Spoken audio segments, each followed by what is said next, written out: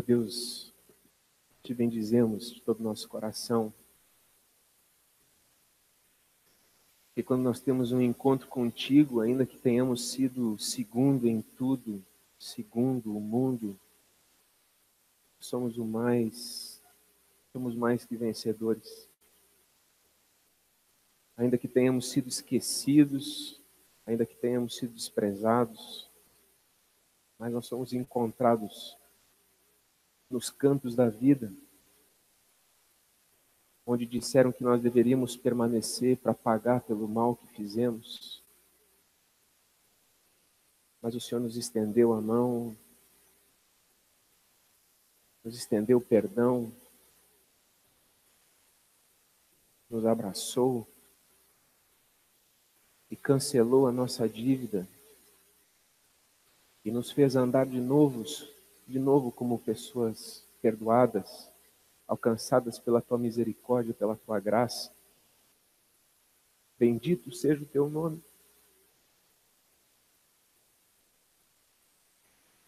Bendito seja o Cordeiro que com seu sangue comprou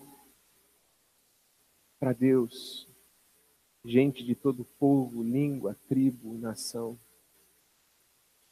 Exaltado seja o Cordeiro que está à destra do Pai. E todo o poder lhe foi dado, e todos os outros poderes foram colocados debaixo dos seus pés. Exaltado seja o Cordeiro, a quem um dia nós veremos face a face, e que carregou para as regiões celestiais as marcas do seu amor por nós. Exaltado e bendito seja o Cordeiro. É por causa dele que nós estamos aqui, é por causa dele que nós nos reunimos. Bendito seja o Cordeiro de Deus que tira o pecado do mundo. Amém. Hoje nós entramos num segundo momento dentro dessa nova série que nós iniciamos na semana passada, falando sobre o sentido da história e algumas coisas. Então, na semana passada falamos sobre a chave da história, então isso já é passado, já falamos sobre isso, vamos fazer uma rápida recapitulação. Hoje vamos falar sobre a história e a nossa identidade, o que a história bíblica diz acerca de quem nós somos. Semana que vem vamos falar sobre a história e a nossa vocação. O que a história bíblica, o que a narrativa bíblica diz acerca de qual é o nosso propósito, de qual é o sentido da nossa existência. Por que nós estamos aqui, afinal de contas? No dia 2 de dezembro nós vamos falar, essa é a mensagem mais importante de todas, nós vamos falar sobre o ponto convergente da história. E no dia 9 nós vamos terminar falando sobre a consumação dessa história, que nós ainda estamos aguardando. Lembrando então, nós temos como objetivos para essa série apresentar a Bíblia como uma narrativa coerente e única, que apresenta a verdadeira história do nosso mundo.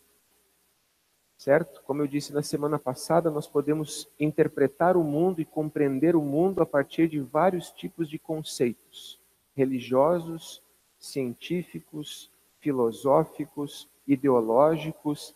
São infinitas as formas, talvez, que nós podemos interpretar e fazer a leitura de mundo e entender por que o mundo é do jeito que é, por que nós somos do jeito que somos, qual é o problema do mundo, qual é a solução para esse problema que o mundo tem.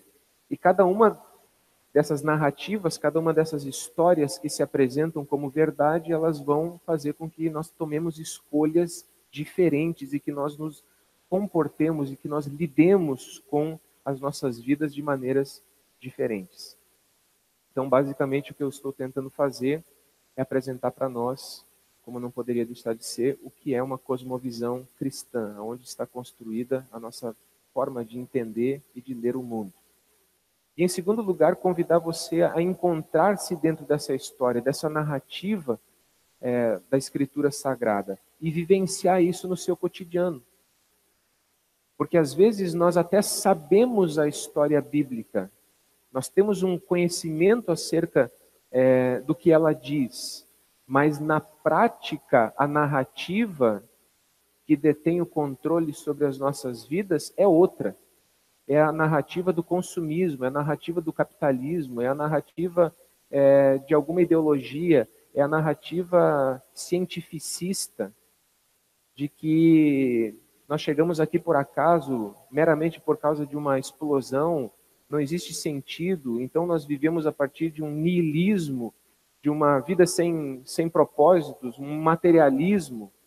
Então a vida vale na medida em que eu tenho, na medida em que eu posso mostrar para os outros que eu sei, ou coisas desse tipo. Então, às vezes, como cristãos sentados no banco da igreja, a gente sabe até a história bíblica, mas na prática, a narrativa que detém o controle da nossa vida é outra.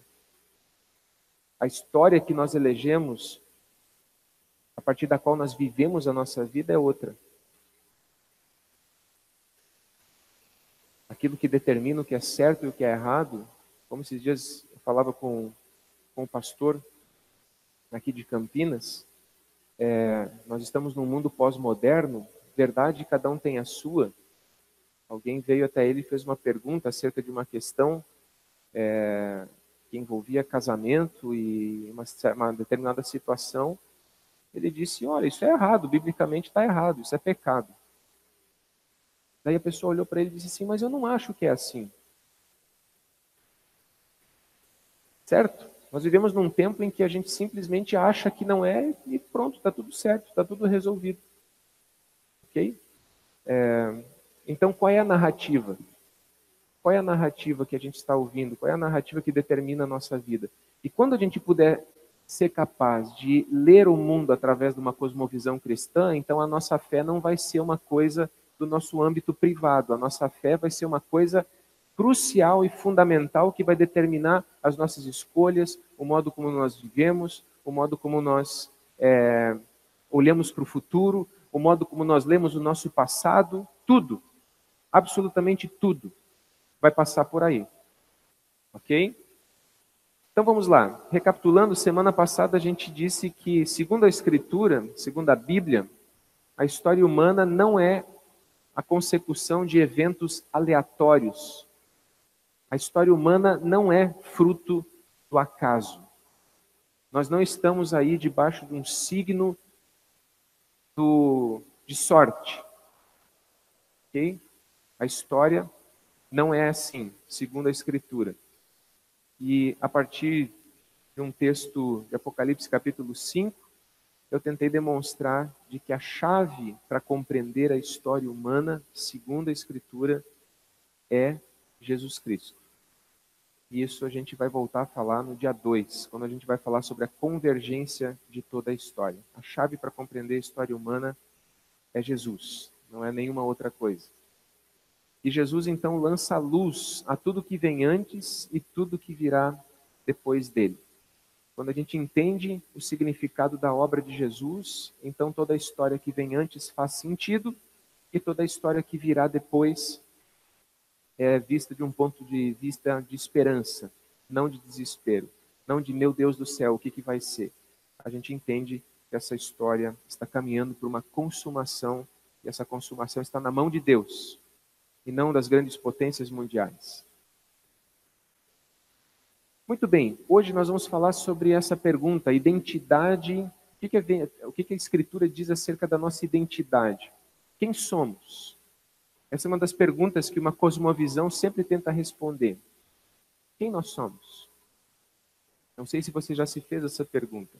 Quem sou eu? Como eu me interpreto? De que maneira eu respondo a essa pergunta? O mais comum no nosso mundo, quando a gente faz essa pergunta, quem é você? É a pessoa responder com a profissão que ela exerce. Eu sou médico. Não, eu não perguntei o que você faz, eu perguntei quem é você. Eu sou pastor. Não, não perguntei o que você faz, eu perguntei quem é você. A resposta mais simples que nós temos para dar geralmente tem a ver com as coisas que nós fazemos. E muitas vezes isso é uma coisa tão forte que de fato a gente se identifica, a gente acaba reduzindo a nossa identidade àquilo que nós fazemos. De tal modo que algumas pessoas, quando chegam à beira da aposentadoria, entram numa crise violenta. Porque se eu não continuar fazendo o que eu faço, então o que resta do que eu sou? Certo? Algumas das nossas crises acontecem porque justamente a gente construiu a nossa identidade sobre coisas que nós fazemos e não sobre aquilo que vem por baixo do que nós fazemos, que tem a ver com o nosso ser, com a nossa identidade de fato. Então, quem a gente é? Quando nós olhamos para a Escritura, e é muito importante, Gênesis 1 a 3 é uma parte extremamente importante da Bíblia para você entender tudo que vem depois. A primeira afirmação que a Escritura faz acerca da identidade do ser humano é de que o ser humano foi criado à imagem e semelhança de Deus. Veja o que diz lá em Gênesis 1, 26, a primeira parte e o versículo 27. Então disse Deus: façamos o homem à nossa imagem, conforme a nossa semelhança. Criou Deus o homem à sua imagem, a imagem de Deus o criou, homem e mulher os criou. Homem e mulher. Quando a gente lê esse texto bíblico, a primeira pergunta que nos vem à mente é: o que é imagem e semelhança de Deus? Às vezes existe uma interpretação extremamente literal, no sentido de que imagem e semelhança de Deus quer dizer que Deus então deve ser um ser com mãos, com pés, com corpo, alguma coisa desse tipo. Não. A Escritura diz que Deus é espírito. No Evangelho de João, Jesus diz isso. Deus é espírito e ele procura verdadeiros adoradores que o adorem em espírito e em verdade. Foi a palavra que ele disse para a mulher samaritana.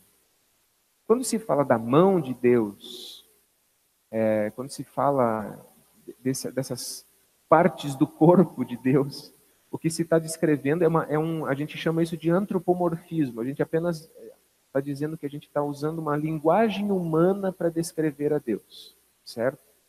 Então não é que Deus se pareça fisicamente com um de nós. Até porque nós cremos num Deus que é onisciente, onipresente, onipotente. Como é que alguém limitado poderia ser tudo isso, certo? Então não é essa a questão. O que é então imagem e semelhança de Deus? Tentando explicar isso, a gente costuma dizer que nós, como seres humanos, biblicamente falando, nós somos seres de três partes. Nós somos constituídos de três partes. Uma parte é física, né? Essa parte física, natural. Nós temos um corpo, nós temos sistemas orgânicos que funcionam desse corpo, que mantêm esse corpo vivo, certo? Então, nós temos nosso sistema físico e que tem as suas necessidades físicas. Um segundo elemento da nossa constituição é o que a Bíblia chama de alma. Psique é o termo grego usado, da onde vem o termo psicologia. E alma, biblicamente falando, não é algum tipo de fumacinha que vai sair vagando, não é um descolamento de alguma coisa que sai do corpo e sai vagando pelo espaço por aí. Mas alma, biblicamente falando, é o nosso mundo interior, é o nosso sentido psicológico, é a nossa vontade, os nossos desejos, a nossa consciência, a nossa capacidade moral de distinguir o certo e o errado. Todas essas coisas têm a ver com a alma. E um terceiro elemento que a Escritura fala é o espírito. Corpo, alma e espírito. E de novo, biblicamente falando, a Escritura não entende espírito como alguma coisa que vai se descolar da gente e vai sair vagando. Mas a Escritura fala do espírito como esse elemento de conexão com Deus. Por que nós somos seres espirituais? Porque nós somos os únicos seres na criação que têm essa capacidade de se relacionar com Deus. Nós temos esse desejo de nos relacionar com Deus. Nós somos justamente essas pessoas que têm condições de fazer essas perguntas. Quem sou eu? Por que eu estou aqui? Qual é a razão da minha vida? Qual é a razão de eu continuar existindo? O fato de nós podermos nos relacionar com Deus é isso que nos torna pessoas espirituais. Então, biblicamente falando, nós não somos um ser que tem corpo, que tem alma e que tem espírito. Não. Biblicamente falando, nós somos um ser único, inteiro, que é corpo, que é alma e que é espírito. Certo?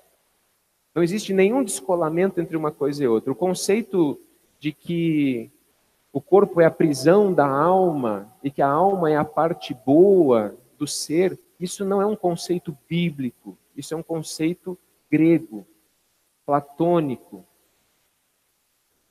e não bíblico, certo? E tanto é assim que quando você olha para a Escritura Sagrada, o corpo não é visto como uma coisa ruim, porque Jesus se fez carne. E Jesus ressuscitou, certo? E a promessa do Evangelho é de que nós também vamos ressuscitar. Aliás, quando Jesus falou sobre a maldade humana, ele disse: não é o que entra pela boca que contamina o homem, mas é o que sai da boca, que procede do coração, os maus pensamentos, os homicídios, os adultérios. Ou seja, isso não vem do corpo, isso vem da alma. Ok? Então, quando a Escritura diz que nós somos imagem e semelhança de Deus, o que a Escritura está dizendo é de que nós somos criados por Deus com a capacidade de se relacionar com Ele, de responder a Ele. Nós temos essa habilidade de se relacionar com Deus. E é isso que a Bíblia descreve em Gênesis capítulo 1. O ser humano é colocado como administrador daquele jardim. E Deus, na viração do dia, vinha conversar com o ser humano.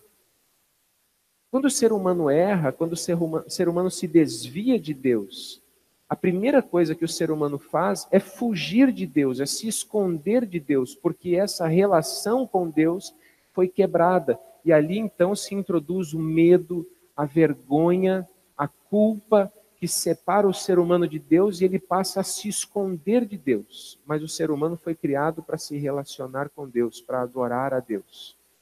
E por isso, não importa em que lugar do planeta você for, não importa que pessoas, não importa que grupo, se for uma tribo indígena, se for no alto do Monte Everest, não importa em que canto desse planeta houverem seres humanos, os seres humanos estarão em busca de tentar se reconectar com isso que um dia tiveram, mas que perderam. Por isso, nós, como seres humanos, somos altamente religiosos, porque nós sabemos, de alguma maneira, existe uma memória dentro do nosso coração que deseja se reconectar com esse Deus, deseja refazer essa ligação com Deus que um dia existiu, mas que não existe mais, que nós perdemos. O grande problema é que quando nós perdemos essa ligação com Deus, é como se o nosso GPS interior, foi essa figura que eu usei com os jovens nesse final de semana lá no retiro, vou usar aqui com vocês também, é como se o nosso GPS interior tivesse quebrado. E mesmo que você digite lá as coordenadas corretas, o GPS sempre te joga para fora da rota. É isso que a Escritura chama de pecado. É uma força dentro de cada um de nós, um poder que nos habita, que não é apenas um erro pontual aqui, um erro pontual ali, é uma situação lá, outra acolá, mas é um poder tamanho que sempre joga a gente para fora do caminho. E não importa se esse jogar para fora do caminho seja por causa de uma vida perversa, se aconteceu isso porque o cara se perdeu na droga, porque o cara se perdeu na bebida, porque o cara se perdeu no adultério, se o cara começou a roubar dinheiro de outras pessoas para ficar rico. Uma das formas de sair da rota é quando nós enveredamos pela perversidade, sim. Agora preste muita atenção. Existe uma outra rota tão errada quanto esta, que as pessoas costumam não se dar conta. que é a rota da justiça própria. Perceba que as pessoas que arquitetaram a morte de Jesus e que desejavam profundamente a morte dele, não foram as prostitutas, não foram os cobradores de impostos corruptos, não foram os zelotes revolucionários, assassinos que viviam naquele tempo. Não foram essas pessoas. Não foram as pessoas que não saíam de dentro dos bares, de dentro dos bordéis. As pessoas que arquitetaram a morte de Jesus eram pessoas que pagavam seus impostos, eram pessoas honestas, eram pessoas que estavam na sinagoga todo sábado, era gente de bem, gente que tinha família, e especialmente gente que se orgulhava de ser assim, tão melhor do que os outros. A gente, quando fala de perder a rota por causa do pecado, não se iluda, porque perder a rota por causa do pecado não tem a ver necessariamente com se tornar perverso. Pode significar se tornar cego por causa da justiça própria. E, na verdade, essa é a pior rota que alguém pode pegar. Porque é a que mais causa cegueira. Porque quando você anuncia arrependimento a alguém que se perdeu na perversidade, essa pessoa vai dizer, sim, eu me perdi, eu peguei o caminho errado, eu preciso voltar para o caminho certo. É verdade, isso que você está falando, eu necessito de perdão e de arrependimento. Mas tenta falar em arrependimento e perdão para alguém que tem plena convicção de que é melhor do que todo mundo. Tenta fazer isso. Essa pessoa vai dizer assim, quem precisa disso são os outros, meu amigo. Você não me conhece, eu sou um homem bom, sou um homem honesto, sou um homem direito, sou uma mulher de bem, criei os meus filhos. Como assim arrependimento? Quem precisa se arrepender é minha vizinha, minha cunhada, meu chefe e minha sogra. Eu não. Certo? Então, errar a rota, se perder no caminho, não tem a ver necessariamente com desenvolver um estilo de vida perverso. Pessoas de bem estão completamente fora da rota. Completamente fora da rota.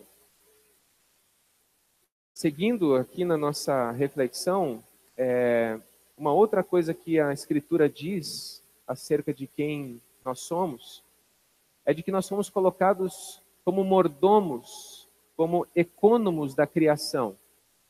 Deus nos deu uma tarefa. Deus nos colocou uma atribuição.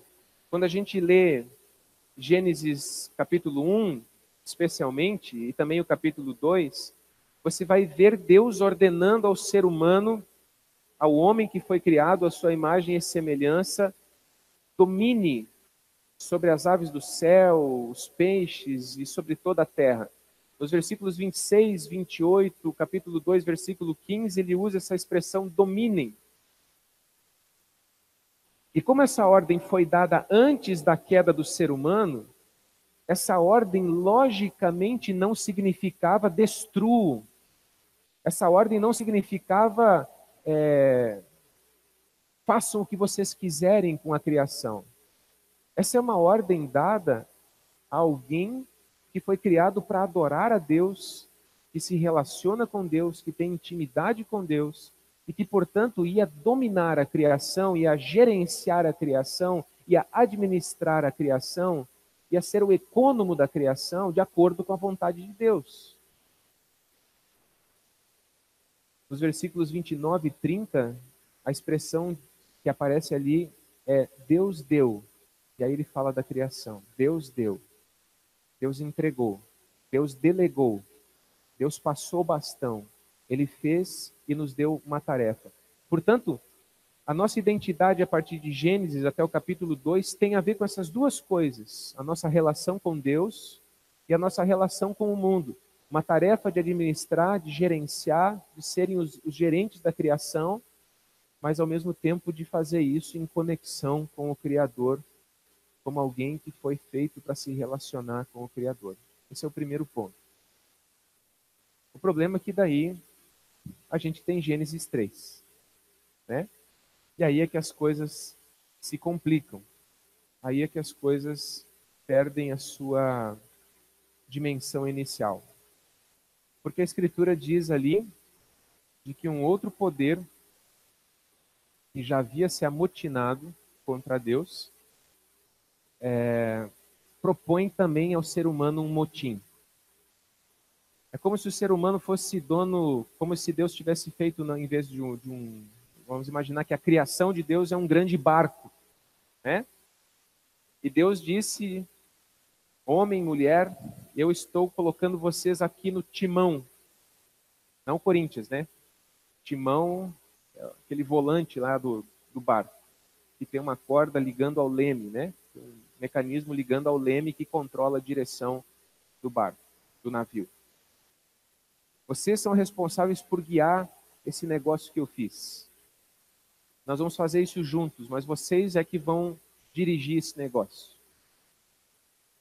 Aí, de repente, aparece um outro sujeito ali, se escora no timão, bem folgado, e diz assim, olha, é legal ser o capitão do navio, mas e se vocês fossem, além de ser capitão, vocês fossem os donos do navio? Ser capitão é legal, mas vocês podiam ser os donos. Essa foi a proposta que Satanás fez lá no Jardim do Éden, dizendo, vocês podem mais. Vocês não precisam viver submissos a Deus. Vocês podem ser donos do próprio nariz. Vocês podem ser autossuficientes, vocês podem ser autônomos. Ah, mas Deus disse que se a gente comesse da árvore que ele disse que não era para comer, a gente morreria. Não, ele é um exagerado. Na verdade, ele sabe que no dia em que vocês comerem, vocês serão iguais a ele. Por que Satanás caiu do céu? Porque ele queria ser igual a Deus. Qual foi a proposta que ele fez ao ser humano? A mesminha. A mesminha. E a partir dali, nós nos tornamos amotinados. Nós nos tornamos amotinados. E é muito interessante como a descrição seguinte, por exemplo, quando a gente vai para Gênesis capítulo 6, eu vou ler os versículos 5 e 6. Veja só o que diz lá em Gênesis capítulo 6. Capítulo 6 inaugura a história de Noé, certo? Mas veja só o que ele diz ali. O Senhor viu que a perversidade do homem tinha aumentado na terra e que toda a inclinação dos pensamentos do seu coração era sempre e somente para o mal. O Senhor viu que a perversidade do homem tinha aumentado na terra e que toda a inclinação dos pensamentos do seu coração era sempre e somente para o mal. Então o Senhor arrependeu-se de ter feito o homem sobre a terra, e isso cortou-lhe o coração.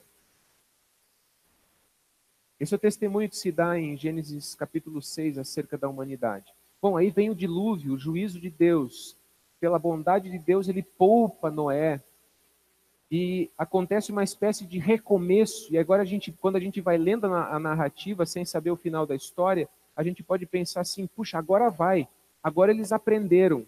Agora eles não vão repetir o erro. E aí você chega em Gênesis 11 e o que é que você tem? O Senhor desceu para ver a cidade e a torre que os homens estavam construindo. E disse o Senhor, eles são um só povo e falam uma só língua e começaram a construir isso. Em breve nada poderá impedir o que planejam fazer. Eles começam a construir uma cidade, uma grande torre chamada Torre de Babel, que depois foi, digamos assim, a primeira planta do início do que seria a Babilônia, que no final da Bíblia é usada como símbolo da maldade mundial, símbolo da capacidade humana de construir relações perversas, de controle, de domínio. A Babilônia é descrita como esse mundo onde as pessoas se depredam, esse mundo que está debaixo de perversidade. Quer dizer, os seres humanos, depois da grande lição de Gênesis 6, eles dizem: nós vamos construir uma grande torre, e se Deus mandar outra enchente, a gente vai ter uma torre para a gente poder se refugiar. O que o ser humano estava dizendo com isso? Eu mando no meu nariz. Eu mando. Eu.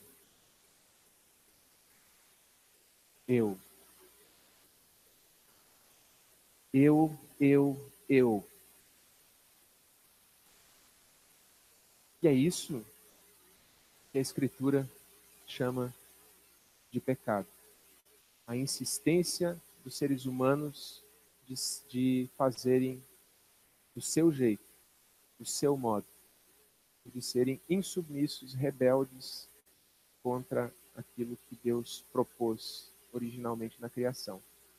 E quanto mais a gente tenta, mais a gente repete as páginas da nossa história, certo? A história humana é uma longa e consecutiva tentativa de construção de Babéis. O Império Assírio foi uma tentativa, o Império Babilônico foi outra, o Império Persa, Medo-Persa foi outra, o Império Grego foi outra, o Império Romano foi outra. Quando você olha para malucos como Hitler, o que ele sonhava? Ele sonhava com um mundo perfeito. Ele sonhava com um mundo das artes, com um mundo de uma cultura elevada. Quando você olha para o projeto que ele tinha no coração, ele queria era um céu na terra. E quem não se encaixava nesse céu dele, tem que morrer. Certo? O que os grandes projetos ideológicos sonham? Implantar um céu na terra. O problema do mundo é o capital. Se a gente eliminar o capital, a gente vai ter um céu na terra. E quem não se enquadra, a gente elimina. Estou falando no sentido radical, ideológico radical, logicamente, né? Mas é a tentativa de fazer um céu na terra. O homem, em todos os seus esforços, só produziu ao longo da sua história Babéis, Babéis, Babéis, Babéis. E nós continuamos dizendo, eu. E as piores Babéis foram no século XX. No momento em que o ser humano, por exemplo, pela boca de Nietzsche, disse: Deus está morto, nós o matamos, que bom que nós o matamos. Está morto, sepultado, enterrado. Agora nós, seres humanos autônomos, seres humanos bons, nós vamos produzir um mundo melhor. E o que aparece então no século XX? Duas grandes guerras. Ser humano autônomo, materialista, cheio de si, produz nas duas grandes guerras, no século XX, nas revoluções que aconteceram e nas guerras que aconteceram, houve mais mortes do que em toda a história até ali. O século XX matou mais gente do que toda a história humana até ali. Houve mais sangue derramado do que em toda a história humana. Aí vem os caras dizer assim, porque a religião mata, mas a falta de religião também mata. E muito. Numericamente matou muito mais do que a religião. Faz as cruzadas parecerem brinquedo de criança. Quando você olha para aquilo que acontece a partir do suporte ideológico e filosófico dos humanistas, nihilistas, Nietzsche e outros mais. O que a religião fez vira brincadeira de criança, perto do que acontece nessas histórias. Mas isso parece que, não sei se a gente não quer ver, se a gente não quer falar disso, mas parece que essas coisas não são muito ditas. Porque isso parece que demonstra quem nós somos. Bom, queridos, eu quero terminar essa mensagem aqui dando um salto, porque teríamos muitas coisas para conversar, para dizer, mas eu preciso dar um salto. Porque no Antigo Testamento você vê um ser humano sendo feito por Deus, um ser humano livre, um ser humano com livre-arbítrio, que tem condições de fazer escolha, mas quando ele se desvencilha de Deus, ele volta as costas para Deus, ele fica com o GPS quebrado, ele perde o seu livre-arbítrio. Como diria Lutero, ele é um arbítrio cativo, porque é um arbítrio destinado ao erro, a não ser que alguma coisa aconteça na vida dele. Então você tem um ser humano criado por Deus, que tem a criação delegada para ele, e o final do texto de Gênesis 1 é Deus dizendo que viu aquilo e era bom. Era bom. Mas a partir de Gênesis 3, não é mais bom. Pesou o coração de Deus, conforme Gênesis 6, pelo fato de ter criado o ser humano. Mas Deus não desistiu de nós. Por isso ele formou um povo, ele escolheu Abraão, separou Abraão, se revelou a Abraão. A partir de Abraão formou um povo, Isaac, Jacó. Jacó teve seus 12 filhos. Os 12 filhos de Jacó, o mais famoso deles, José, foi vendido como escravo pelos irmãos no Egito. No Egito se tornou governador. Ele se reconcilia com os irmãos e traz os seus irmãos e o seu pai ainda vivo para morar no Egito. Lá eles permanecem, acabam sendo escravizados por um outro faraó que se levanta, que não conhece o que José fez. Eles permanecem escravizados 400 anos. E aí Deus levanta no meio de um momento extremamente persecutório, no momento em que o faraó estava ordenando um infanticídio, dizendo todos os meninos, todos os nascidos homens, nascidos meninos, devem ser mortos, para que os israelitas não se tornem um povo forte e venham se revoltar contra nós e talvez até assumir o controle do nosso reino. No meio dessa situação, uma mãe pega o seu bebê, ela não quer que o seu bebê seja morto, ele é um menino, então ela embatuma uma cestinha e entrega para a filha mais velha, que coloca no rio, perto de juncos, onde tem próximo um lugar de banho, onde está a princesa do Egito. E ela faz com que aquela cestinha chegue ali, e aquela mãe, aquela princesa, olha para a cestinha e diz: é uma criança hebreia, eu vou adotá-la, eu não vou matar essa criança. E Moisés, então, cresce na corte do Egito, e no determinado tempo Deus se revela mais uma vez a ele, dizendo: eu sou o Deus de Abraão, Isaque e Jacó. Eu ouvi o clamor do meu povo, e eu estou escolhendo você para libertar esse povo, porque eu quero falar com esse povo. Moisés consegue tirar, pela intervenção de Deus, com as 10 pragas do Egito, consegue tirar o seu povo do Egito e levá-lo em direção ao Monte Sinai, em direção ao deserto. Ali Deus se revela a esse povo. Deus restabelece uma comunhão com esse povo. Deus diz: eu serei o Deus de vocês e vocês serão o meu povo. Me obedeçam, sejam fiéis a mim, eu vou fazer de você uma nação de sacerdotes. E eu vou dar uma terra para vocês. E essa terra representa, de uma certa forma, a retomada daquilo que Deus havia feito lá no jardim, dizendo: eu delego para vocês a responsabilidade de gerenciar a criação. Deus de novo restabelece comunhão, mediada ainda, ela não é totalmente aberta, ela é mediada pelo culto, mas é uma relação que Deus restabelece com o seu povo, dá uma terra e diz: vocês vão cuidar dessa terra da maneira como eu ordenei. É uma volta àquilo que Deus havia dado a eles, a nós, a toda a humanidade, lá no início.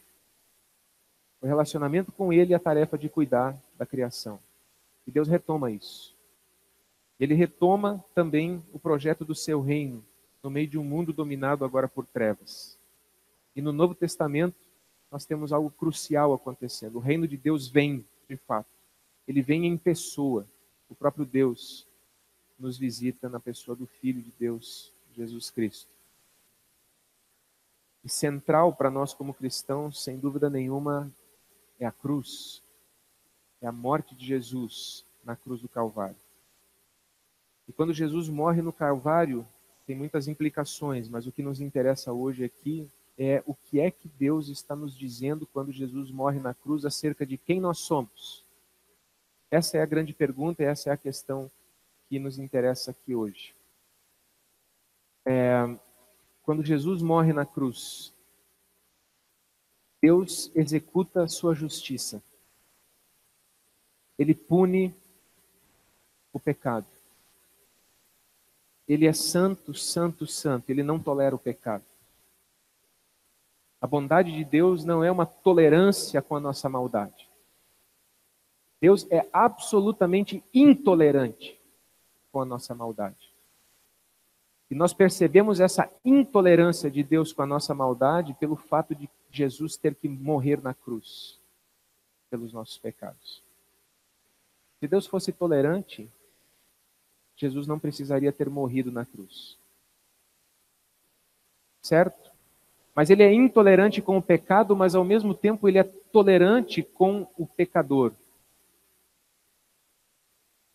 E o que antes parecia impossível, como que Deus vai juntar a sua justiça, o fato de ele não tolerar maldade, com o seu amor por nós? Porque se ele nos ama e não nos quer destruir, então ele tem que abrir mão da sua justiça, porque nós somos seres injustos e pecadores. Se ele executar a sua justiça, desde o Antigo Testamento, o testemunho é esse, de que o salário do pecado é a morte. Por isso, aconteciam os sacrifícios, os substitutos inocentes, os animais que eram sacrificados como substitutos inocentes para dizer, por causa desse pecado, o sangue tem que ser derramado. E no Novo Testamento isso é corroborado enfaticamente. E é por isso que Jesus morre. É por isso que Jesus é chamado de o Cordeiro de Deus que tira o pecado do mundo. Ora, mas se Deus executar a sua justiça, então ele tem que nos destruir. Então ele tem que repetir a história de Noé. E dessa vez ele não pode poupar ninguém, porque todos pecaram e estão destituídos da glória de Deus. Romanos 3, 23. Todos pecaram, sem exceção. A única exceção é o Filho de Deus, nascido de mulher, mas concebido pelo Espírito Santo. É a única exceção. Então, como que ele junta a sua justiça e o seu amor? A cruz é a junção dessas duas coisas. Porque na cruz, Deus pune vigorosamente e enfaticamente o pecado. Mas na cruz, vigorosamente, ao nos perdoar, ele diz: eu amo vocês.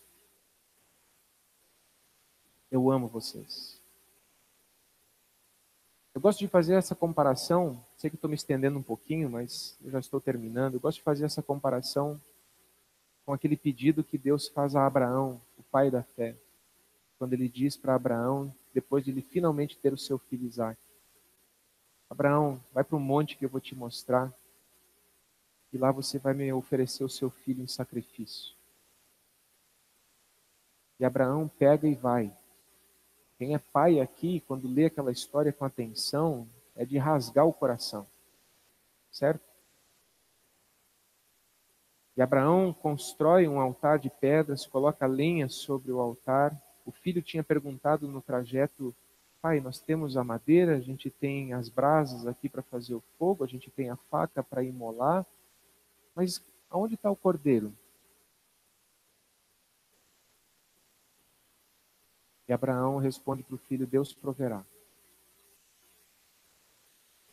Mas chegando lá no monte, ele faz o altar de pedras, ele coloca a madeira em cima e diz que ele amarra o seu filho e coloca sobre a madeira. Eu não sei como ele fez isso. Eu não sei se ele convenceu o seu filho. A Bíblia não diz. E quando ele pega o cutelo, quando ele pega a faca, o Senhor fala com ele dizendo assim: Abraão, Abraão, não faça isso. Eu sei que tu me amas. E quando ele vira a cabeça, ele enxerga um cordeiro, um cabrito, preso pelos chifres em um arbusto. Então eles oferecem aquele animal em sacrifício a Deus. Mas o que Deus não pediu de nós, ele fez por nós.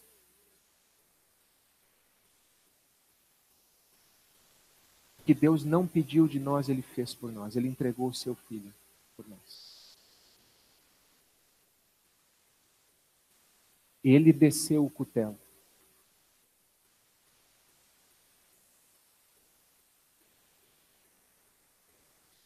Ele desceu o cutelo. Para que eu e você pudéssemos ter vida e perdão.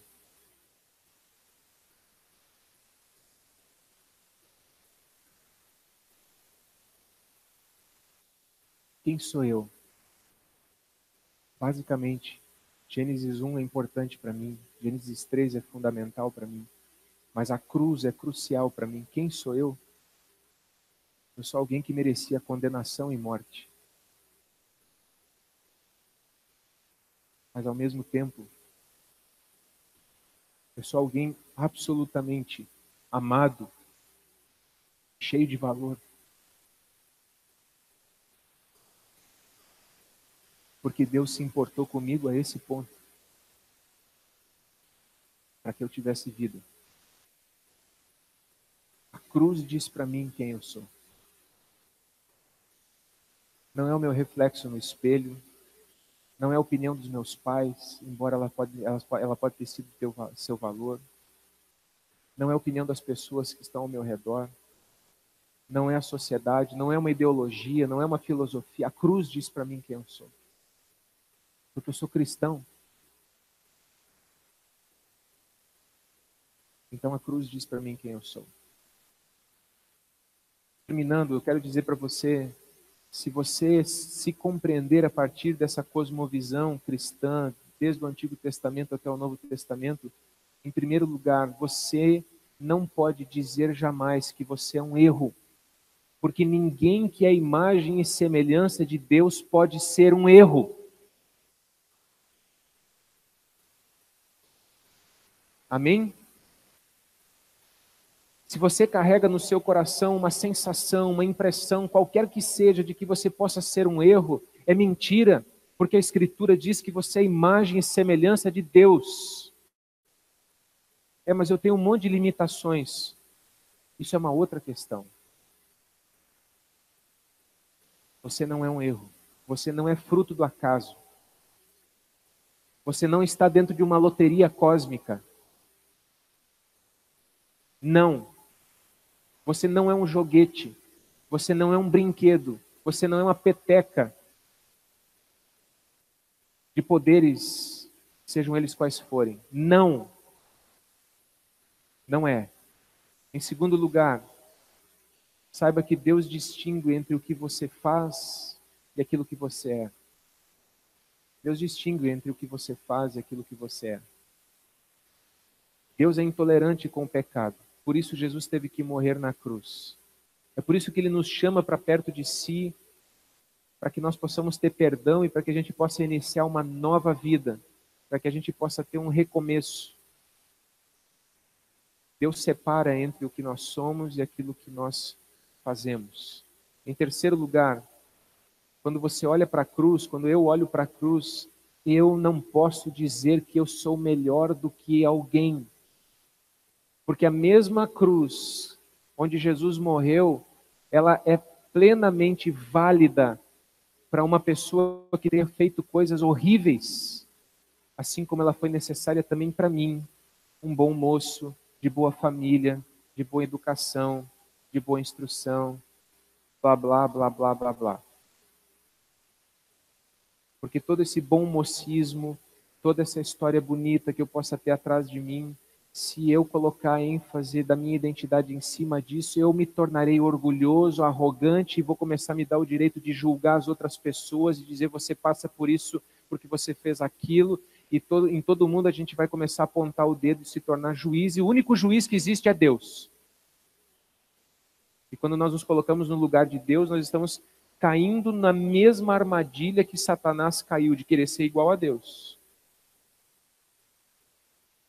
Portanto, eu não sou melhor do que ninguém. Eu olho para a cruz e eu digo, eu não sou melhor do que ninguém. Eu não sou melhor do que ninguém, e ponto final.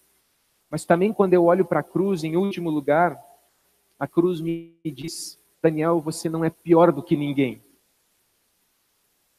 Deus te ama pelo que você é. Deus te ama pelas qualidades que você tem. Isso é libertador, porque Eu não preciso ser outra pessoa. Entende? Tem pessoas que têm habilidades muito melhores do que a sua, Daniel, para pregar, são pastores muito melhores. Tem pastores que quando abre a boca enche a igreja. Pois é. Deus não vai me cobrar pelo que Ele não me deu. Ele só vai me cobrar pelo que Ele me deu.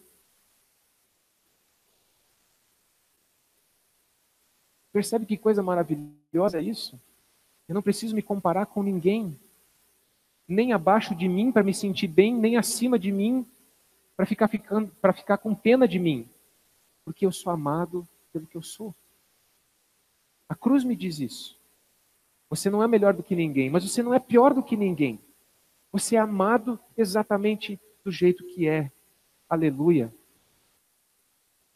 Bendito seja o nome do Senhor, que eu não preciso me comparar com ninguém, que eu não preciso me medir por réguas que o mundo coloca por aí. Puxa vida, o cara comprou um carro novo, eu não tenho um carro novo. Mas que pessoa miserável que eu sou.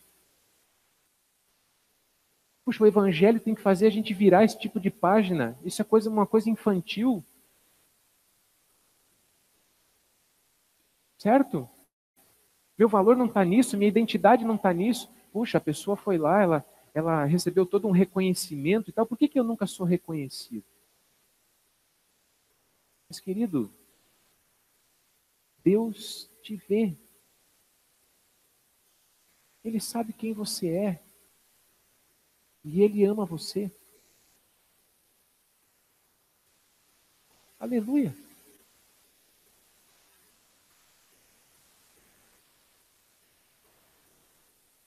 Que Deus nos ajude a crescer nesse entendimento. A olhar para a cruz e se enxergar. A olhar para a cruz e saber que eu não tenho direito nenhum de ficar apontando o dedo para as outras pessoas. Nenhum. Não julgueis para que não sejais julgados, foi o que Jesus diz no Sermão da Montanha. Mas ao mesmo tempo a cruz diz, percebe o imenso valor que você tem, um valor intrínseco. Você é imagem e semelhança de Deus. Deus nunca desistiu de você. Deus nunca te abandonou. Você perdeu a conexão com Deus por causa do teu pecado e Ele solucionou esse problema. Você pode voltar a ter comunhão com Deus e viver para Deus e desfrutar dessa comunhão com Deus. E poderia citar vários textos bíblicos aqui, mas nós não temos tempo e nós teremos mais oportunidades. Senhor nosso Deus,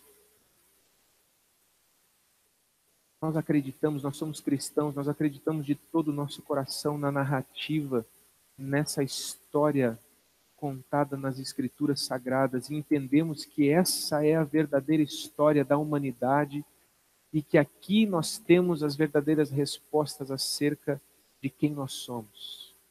Uma resposta libertadora. Libertadora. Que nos liberta da culpa, da neurose de ficar tentando achar que nós vamos conseguir compensar coisas e erros que nós cometemos. Ao mesmo tempo nos livra da arrogância de pensar que nós somos capazes de sermos melhores, de sermos os tais, a ponto de poder julgar as outras pessoas. Muito obrigado pela mensagem da cruz. Muito obrigado a Deus pelo Evangelho de Jesus. Muito obrigado porque teu Santo Espírito revela estas coisas no nosso coração. A minha oração a Deus é de que eu possa me lembrar dessas coisas e dessas verdades nos momentos mais importantes. Nos momentos em que talvez a gente não seja valorizado como deveria. Nos momentos em que talvez, por alguma razão, alguém tente ou queira nos humilhar, nos reduzir, pisar em nós.